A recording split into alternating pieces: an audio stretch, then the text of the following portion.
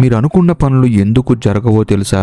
ఎందుకంటే మీరు సగం నిజమే నమ్ముతారు. ఈ ఒక్క రహస్యం తెలిస్తే మీ జీవితం ఖచ్చితంగా ఇంప్రూవ్ అవుతుంది. మనం ఏదైనా పని మొదలు పెట్టినప్పుడు ఖచ్చితంగా గెలవాలి అని గట్టిగా అనుకుంటాం. కానీ ఒకవేళ అది జరగకపోతే అక్కడే మన ప్రపంచం ఆగిపోతుంది. గెలవాలనే కసి ఉండాలి, కానీ ఓడిపోయినా పడిపోని గుండె ధైర్యం కూడా ఉండాలి. అదే ఈ రెండు ఆలోచనల సిద్ధాంతం. ఈ వీడియోలో మనం మాట్లాడుకోబోయే విషయం మీ లైఫ్ పట్ల మీకున్న దృక్పథాన్ని పూర్తిగా మార్చేయబోతుంది. అసలు సమస్య ఏంటంటే మనం ఒక విచిత్రమైన కాలంలో ఉన్నాం. ఎటు చూసినా కాంపిటీషన్. సోషల్ మీడియా ఓపెన్ చేస్తే చాలు మన ఏజ్ వాళ్ళే ఎవరో కారు కొంటారు, ఇంకెవరో ఫారెన్ ట్రిప్ వెళ్తారు. అవన్నీ చూసినప్పుడు మనలో ఒక తెలియని ప్రెషర్ మొదలవుతుంది. మనకు కూడా సక్సెస్ కావాలి, అది కూడా ఇప్పుడే కావాలి. ఈ క్రమంలో మనం ఒకే ఆలోచనతో బతుకుతాం, అది గెలవాలి. ఈ ఒక్క ఆలోచన మనల్ని ఎంతలా ఆక్రమిస్తుందంటే మన సంతోషాన్ని ఆ సక్సెస్ కి తాకట్టు పెట్టేస్తాం. మీరు ఒక ఎగ్జామ్ రాసినా, ఒక ఇంటర్వ్యూకి వెళ్ళినా, లేదా ఎవరినైనా ఇష్టపడినా అది జరిగే తీరాలి, లేకపోతే నా పని అయిపోయిందని చెప్పేసి ఫిక్స్ అయిపోతారు.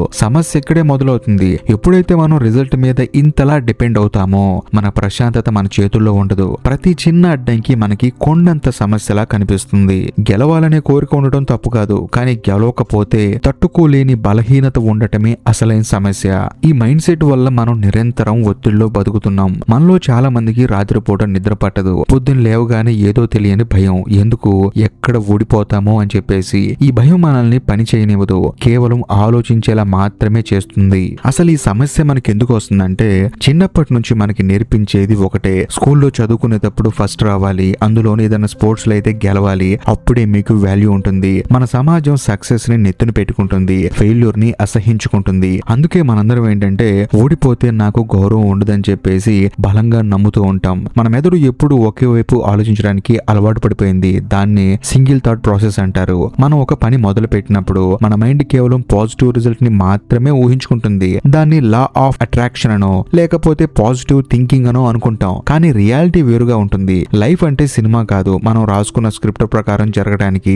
బయట ఎన్నో పరిస్థితులు మన కంట్రోల్లో ఉండవు. ఎప్పుడైతే మనం అనుకున్నది జరగదో మన మైండ్ ఆ షాక్ ని భరించలేదు. ఎందుకంటే మనం ఫెయిల్యూర్ కి అస్సలు స్పేస్ ఇవ్వలేదు. మరో ముఖ్యమైన కారణం ఓవర్ ఐడెంటిఫికేషన్. అంటే మన పనిని మనం గుర్తింపుగా మార్చుకోవటం. మీరు ఒక ఎగ్జామ్ లో ఫెయిల్ అయితే మీరు ఫెయిల్యూర్ అని కాదు, కేవలం ఆ ఎగ్జామ్ లో మాత్రమే ఫెయిల్ అయ్యారని అర్థం. కానీ మనం మాత్రం నేను పనికిరాని వాడిని అని చెప్పేసి ముద్రేసుకుంటాం. ఈ అసృష్టమైన ఆలోచన విధానమే మనల్ని మానసికంగా కృంగదీస్తుంది. మరి ఈ సమస్యని ఎలా అధిగమించాలి అంటే ఇక్కడ మనం రెండు ఆలోచనల సిద్ధాంతం వస్తుంది. ఇది వినడానికి విరుద్ధంగా ఉండొచ్చు, కానీ ఇది పరమ సత్యం. ఏదైనా పని చేసేటప్పుడు మీ మైండ్ లో రెండు ఆలోచనలు సమాంతరంగా నడవాలి. మొదటి ఆలోచన, నేను ఈ పనిలో గెలవడానికి నా 100% ప్రయత్నం చేస్తాను, అది నాకు దక్కితే నా జీవితం చాలా బాగుంటుంది, అది మీకు కావలసిన ఎనర్జీ, ఫోకస్ ని ఇస్తుంది.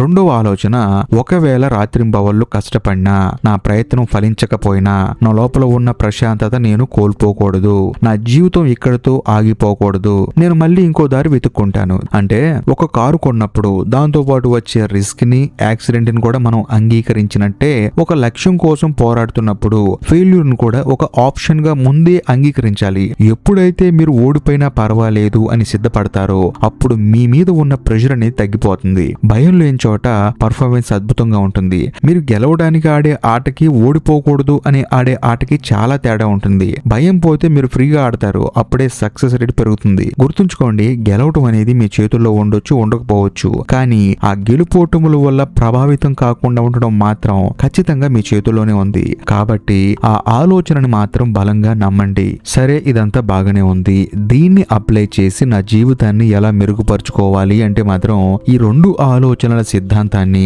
కేవలం కెరీర్ లోనే కాదు, లైఫ్ లో ప్రతి విషయంలో అప్లై చేయండి. ఒక రిలేషన్షిప్ లో ఉన్నారా, నేను ప్రేమిస్తాను కానీ అవతల వ్యక్తి నా ఇష్ట ప్రకారం ఉండకపోతే నేను కుంగిపోను అని అనుకోండి. ఒక బిజినెస్ చేస్తున్నారా, కష్టపడతాను కానీ లాస్ వస్తే అది నా అనుభవంగా మార్చుకుంటాను అని ఫిక్స్ అవ్వండి. ఇది మిమ్మల్ని బలహీనపరుస్తుందని అనుకోకండి, ఇది మిమ్మల్ని ఒక అన్స్టాపబుల్ ఫోర్స్ గా మారుస్తుంది. ఎందుకంటే మిమ్మల్ని ఆపగలిగే శక్తి దేనికి ఉండదు. ఓటమి మిమ్మల్ని భయపెట్టలేనప్పుడు, విమర్శలు మిమ్మల్ని ఆపలేనప్పుడు మీరు నిజమైన స్వేచ్ఛని అనుభవిస్తారు. ఈ రోజు నుంచి ఒక పని చేయండి. ఏ చిన్న పని చేసినా దానికి వచ్చే రిజల్ట్ పట్ల అటాచ్మెంట్ వదిలేయండి. పని మీద భక్తి ఉండాలి కానీ ఫలితం మీద పిచ్చి ఉండకూడదు.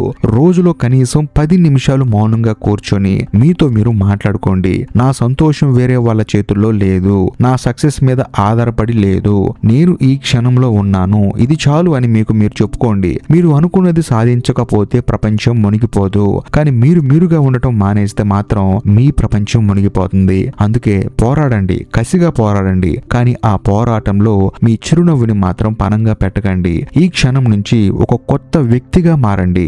భయం లేని, ఆందోళన లేని, క్లారిటీ ఉన్న వ్యక్తిగా అడుగు ముందుకు వేయండి. రేపటి గురించి అతిగా ఊహించుకుంటూ ఈ రోజుని చంపేయకండి. ఈ క్షణంలో జీవించండి, పని చేయండి, ప్రశాంతంగా ఉండండి.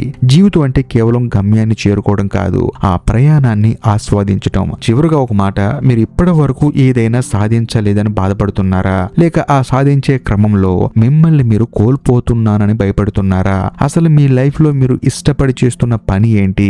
ఆ పనిలో మీరు గెలవకపోతే మీ ప్లాన్ బి ఏంటి? దీని గురించి ఆలోచించి కింద కామెంట్ బాక్స్ లో నాతో షేర్ చేసుకోండి. ఎందుకంటే మీ ఆలోచన మరొకరికి స్ఫూర్తి కావచ్చు. ఈ వీడియో మీకు నచ్చితే, మీలో చిన్న మార్పును తీసుకొచ్చినా సరే తప్పకుండా లైక్ చేయండి, షేర్ చేయండి. మరిన్ని ఇలాంటి లైఫ్ చేంజింగ్ వీడియోస్ కోసం సబ్స్క్రైబ్ చేయడం అస్సలు మర్చిపోవకండి. బాయ్.